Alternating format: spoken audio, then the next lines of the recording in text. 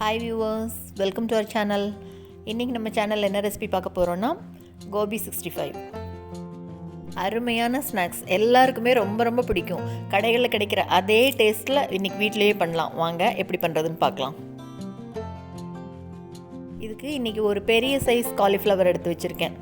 பூவை இந்த மாதிரி சின்ன சின்னதாக பிச்சு பச்சை தண்ணியில் போட்டு வச்சுருக்கேன். இந்த மாதிரி பாருங்கள். முதல்ல இந்த மாதிரி பிக்கும்போது பச்சை தண்ணியில் போட்டுட்டு அதுக்கப்புறமா சுடு தண்ணியில் போட்டு பாயில் பண்ணிக்கலாம்.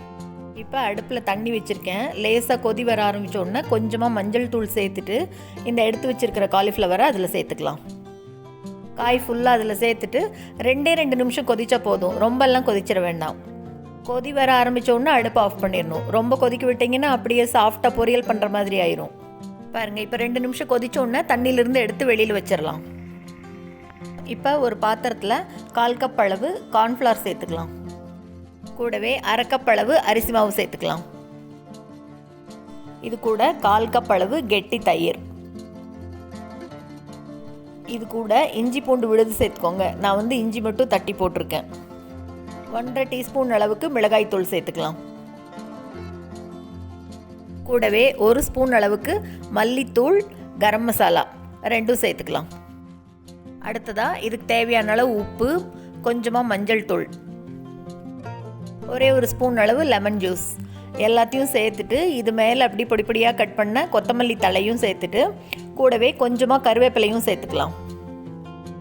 எல்லாத்தையும் சேர்த்து முதல்ல அப்படி மிக்ஸ் பண்ணி விடலாம். மாவில் உப்பு, காரம், தயிர் எல்லாம் நல்லா கலந்து வரட்டும். எல்லாம் நல்லா கலந்ததுக்கப்புறமா கொஞ்சம் கொஞ்சமாக தண்ணி சேர்த்து நல்லா பஜ்ஜி மாவு பதத்துக்கு பிசைஞ்சுக்கணும். நல்லா கட்டி இல்லாமல் அப்படியே பஜ்ஜி மாவு பதத்துக்கு வரணும். பாருங்கள், கலர் பார்க்கும்போதே எவ்வளோ சூப்பராக இருக்குன்னு. அப்படி நல்லா கலந்து விடணும். கட்டி இல்லாமல் நல்லா இந்த அளவுக்கு கலந்ததுக்கப்புறமா இப்போ எடுத்து வச்சிருக்கிற அந்த காலிஃப்ளவரை இது கூட சேர்த்துக்கணும்.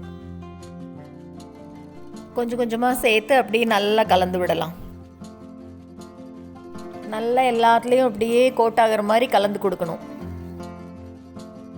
காய் அப்படி ரொம்ப நசுக்காமல் அப்படி நல்லா கலந்து கொடுக்கணும்.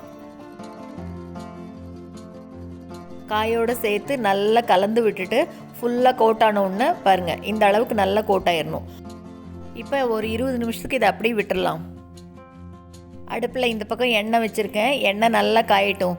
ஒரு 20 மினிட்ஸ் நல்லா ஊறினதுக்கப்புறமா இதை எடுத்து அப்படியே போட்டு பொரிச்சு எடுக்க வேண்டியது. அடுப்பை மீடியம் ஃப்ளேமில் வச்சுட்டு எண்ணெயை நல்லா காய வச்சிடணும். அடுப்பை பெருசாக வச்சு எண்ணெய் காய்ச்சிட்டிங்கன்னா மேலே மட்டும் நல்லா பொரிஞ்சிடும், உள்ளே பச்சை பச்சையாகவே இருக்கும். அதனால் அடுப்பை மீடியம் ஃப்ளேமில் வச்சுட்டு எண்ணெயை நல்லா காய்ச்சிடணும். நல்லா எல்லா பக்கம் அப்படியே திருப்பி விட்டுட்டு பொரிஞ்ச உடனே நல்லா கிறிஸ்பியாக வந்தோடனே அப்படியே எடுத்து வச்சிடணும். நல்லா அப்படியே மொறுன்னு வந்திருக்கு பாருங்கள். இந்த மிளகாய்த்தூள் 1/2 ஸ்பூன் சேர்த்தினோம் இல்லையா, அதில் 1/2 ஸ்பூன் காஷ்மீர் மிளகாய்த்தூள் சேர்த்தினிங்கன்னா கலர் இன்னும் தூக்கலாக இருக்கும். இப்போ எல்லாத்தையும் பொரிச்சதுக்கப்புறமா ஒரு வாணலியில் 1 டேபிள் ஸ்பூன் எண்ணெய் சேர்த்திட்டு எண்ணெய் காஞ்ச உடனே 1/2 ஸ்பூன் அளவு சீரகம், கொஞ்சமாக தட்டி வச்சுருக்கிற இஞ்சி, கூடவே கொஞ்சம் கருவேப்பிலை, 1 டேபிள் ஸ்பூன் அளவுக்கு கெட்டி தயிர், கூடவே இன்னும் கொஞ்சம் காரப்பொடி சேர்த்துக்கலாம். கொஞ்சமாக 1/4 டீஸ்பூன் அளவுக்கு உப்பு எல்லாத்தையும் சேர்த்துட்டு லேசாக அப்படியே வறுத்து விடணும். தீஞ்சிடக்கூடாது.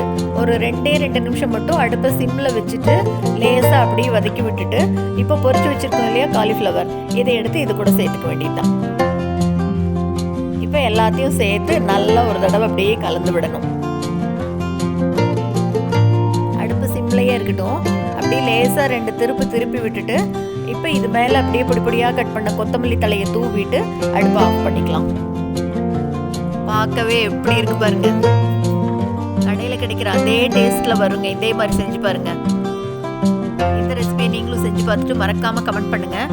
இந்த வீடியோ உங்களுக்கு பிடிச்சிருந்ததுன்னா லைக் பண்ணுங்கள், ஷேர் பண்ணுங்கள், கமெண்ட் பண்ணுங்கள். மறக்காமல் நம்ம சேனலை சப்ஸ்கிரைப் பண்ணுங்கள்.